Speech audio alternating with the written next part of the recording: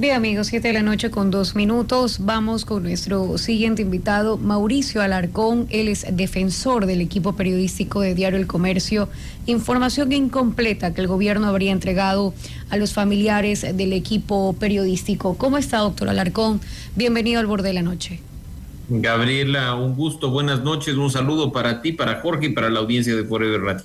Muchísimas gracias. Ahora, ¿qué información falta? Esto es lo que quisiéramos saber nosotros también, porque es información que aún permanece oculta. Gabriela, el hecho de que se nos haya entregado actas mutiladas e incompletas definitivamente genera inquietud.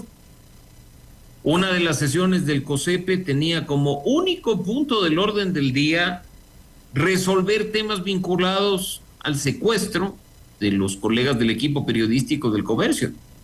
Si ese era el único punto del orden del día, ¿por qué entonces se entrega un acta mutilada, un acta incompleta? Okay. ¿Por qué entonces el acta no tiene firmas de responsabilidad de los asistentes? Okay. ¿Por qué? ¿No? Y son algunos temas que han ido saltando, por eso nos hemos demorado junto a Ricardo, Galo, Cristian, Patricio en la revisión de lo que se recibió efectivamente el pasado 9 de mayo, Gabriela. Vamos precisando cada uno de este tramo del camino, doctor Alarcón. ¿Cómo se dieron cuenta que había información incompleta si en efecto desconocen la información que falta?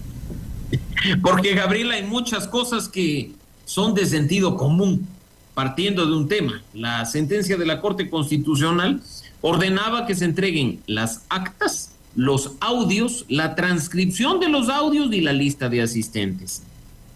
La transcripción de los audios nunca fue entregada. Otro tema de sentido común, ninguna de las copias de las actas que han sido entregadas cuenta con firmas de responsabilidad de los participantes de las sesiones. ¿Se ha visto alguna vez un acta sin firmas de los participantes que tenga validez legal? Más aún si estamos hablando de un Consejo de Seguridad Pública y del Estado, ¿dónde están las firmas? Las copias de las actas, además, solo incluyen las discusiones. No se ha entregado ni la parte resolutiva ni la parte de las conclusiones que forma parte de la discusión. Entonces, yo creo que hay que tener en cuenta este tema de lo que salta a simple vista y lo que genera duda. Pero si nos vamos nosotros a algunas cuestiones ya en particular, tenemos la primera acta, el acta 18, la de la sesión del 28 de marzo del 2018. Se presenta un informe sobre el evento emergente, el secuestro de 3 periodistas ecuatorianos. Y se nos entrega copia de la carátula del informe y de una página que contiene 3 fotografías, nombres, documentos de identidad, incluso fotografías con error. ¿Dónde está el resto del informe? Hay un salto de páginas. Se entrega el acta hasta la página 2, se salta a la página 19. En la página 19 inicia una intervención cortada en la que se hace mención a alias Guacho, el responsable, que él mismo se catalogó como tal, del secuestro de los periodistas. Hay información faltante antes y después de eso. Hay otros saltos de páginas entre la 23 y la 30. En la página 30, por ejemplo, Gabriela, constan únicamente 4 líneas de una intervención que vuelve a ser cortada para retomarse la intervención en la página 32, por citar un ejemplo de una de las actas. Ahora, doctor Alarcón, ¿todas las actas no tienen la firma de responsabilidad o son algunas? Ninguna de las 3 actas tiene las firmas de responsabilidad de los asistentes a la sesión. Mira que incluso hay un tema bastante gracioso de una de las sesiones en las que aparece una intervención de una persona que no forma parte de la lista de participantes en condición de invitado. O sea, ¿cómo puede ser que en esa acta 19 de la sesión del 13 de abril de 2018 nos entreguen la lista de asistentes, donde constan los miembros permanentes del COSEPE y la lista de invitados, y de pronto en las páginas que se nos entrega más adelante conste la intervención de una persona que no forma parte de la lista entregada? Ese tipo de inconsistencias son las que nos generan profunda preocupación, Gabriela. Ahora, el hecho de que las actas no tengan firmas de responsabilidad de los asistentes, ¿cuál es la interpretación jurídica detrás? ¿Significa que esas actas no son válidas o cuál es la interpretación? Mira, Probablemente, Gabriela, las firmas de responsabilidad están atadas a la sección de conclusiones y aprobación de resoluciones que en todas las actas existe y que no se nos ha entregado.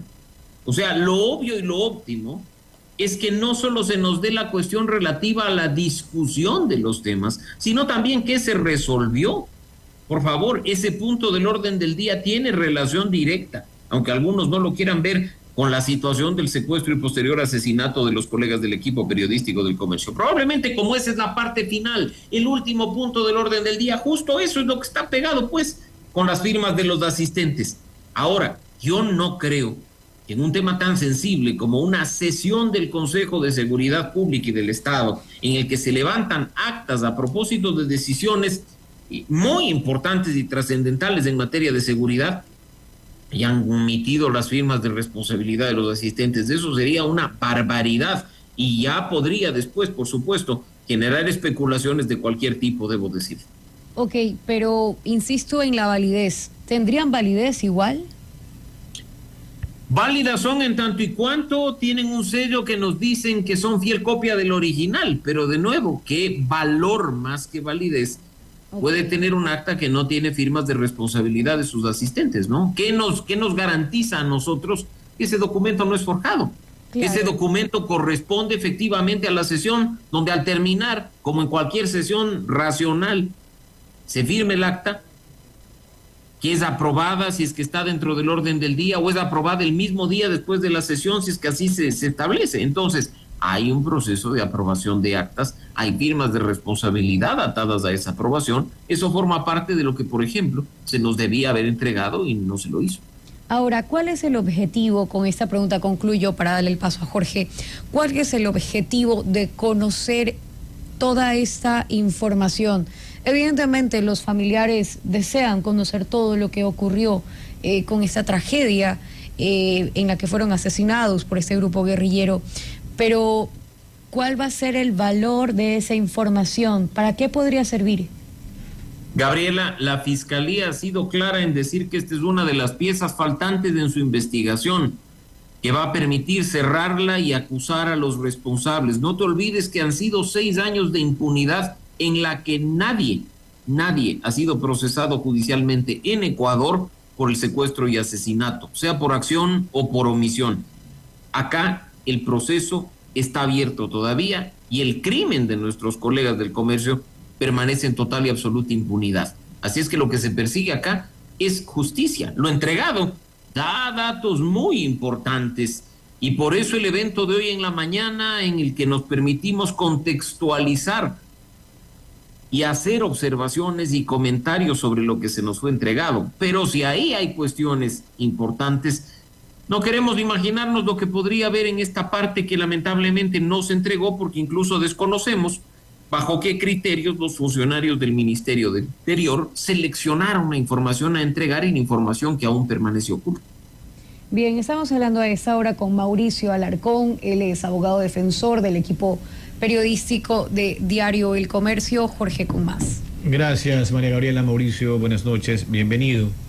Con gusto, Jorge, buenas noches. Igual, el asunto es grave, sobre todo cuando la familia de los 3 asesinados del equipo de Diario El Comercio viene cargando un lastre, primero por todo lo que pasó en su momento, la falta de información y demás. Ahora que se logra la desclasificación, tener información mutilada es lo que se ha sugerido, se ha logrado determinar, al menos es la primera impresión. Yo no sé si esto será luego parte de algún peritaje, Mauricio, esa es la parte técnica de mi pregunta. ¿Habrá eventualmente un peritaje de este documento para llegar a una conclusión técnica?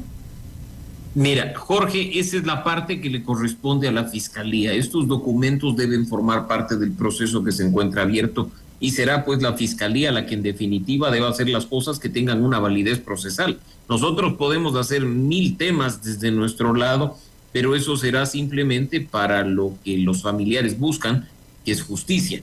Pero para que esto efectivamente tenga lugar, aplicando la normativa ecuatoriana, serán la autoridad competente o las autoridades competentes las que deban hacerlo. Por eso es que la información está puesta en conocimiento de la Fiscalía. La información en cuanto a las observaciones y comentarios que hemos hecho públicos el día de hoy está puesta a consideración de la Corte Constitucional, y también por el acompañamiento que nos han dado a lo largo de estos años. La información está a disposición de la Defensoría del Pueblo, que no nos olvidemos que es el órgano garante en nuestro país de derechos y libertades fundamentales como las que fueron conculcadas con el crimen de los periodistas.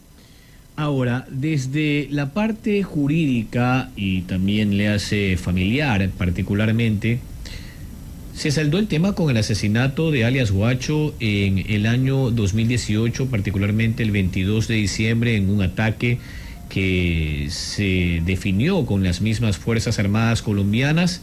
En la práctica, acá en el país, en el proceso judicial, ¿hubo algún avance? ¿Cuál es el inventario? Ese es el punto que mencionaba hace un momento, Jorge. La investigación continúa abierta en la Fiscalía con piezas faltantes como esta, de las actas clasificadas de las 3 sesiones del COSEPE.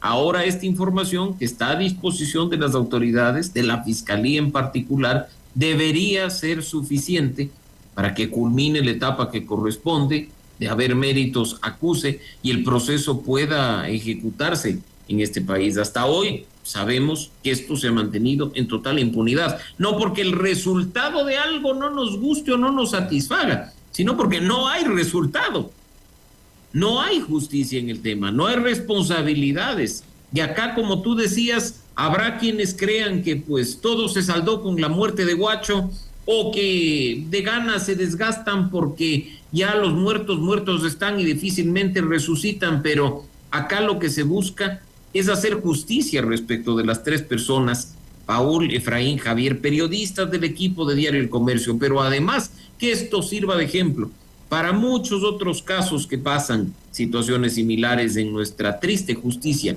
donde la impunidad reina y donde muchas veces esto queda abierto permanentemente o cerrado a discreción, dejando que simplemente no se aplique la ley y los responsables sigan libres. Eso es algo que hay que terminar de manera definitiva en este caso y en muchos otros, Jorge.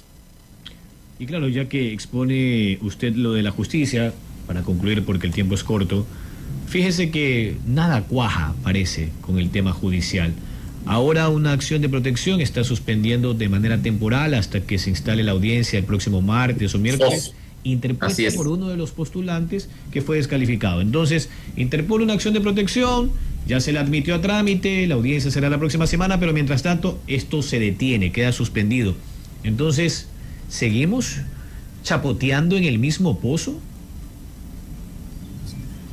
Seguimos usando y abusando del derecho, seguimos haciendo lo que nos venga en gana, cuando acá no manda la norma, mandan las personas.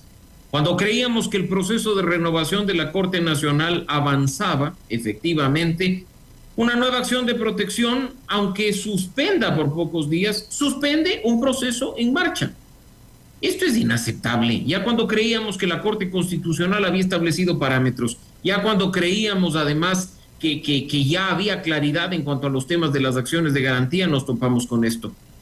Y eso es apenas algo, porque si nos ponemos a revisar lo que efectivamente sucede con el concurso de Defensor Público General, que no termina, con la renovación del Consejo Nacional Electoral, que sigue en marcha, con tantas autoridades encargadas que no han podido ser designadas las definitivas por parte del Consejo de Participación, nos daremos cuenta de los graves problemas que hay en cuanto a la institucionalidad. Seguimos dependiendo de personas, Jorge, de criterios subjetivos, no de la ley y de las instituciones como correspondería dentro de un Estado de Derecho. Muy bien. Agradecemos la comparecencia de Mauricio Alarcón, defensor del equipo periodístico del Comercio, asesinado durante el gobierno de Lenín Moreno en una investigación que hacían en la localidad de Mataje, en la zona fronteriza con Esmeraldas y Colombia. Un abrazo, Mauricio. Gracias, Jorge. Un abrazo para ti, para Gabriela y para la audiencia de Forex.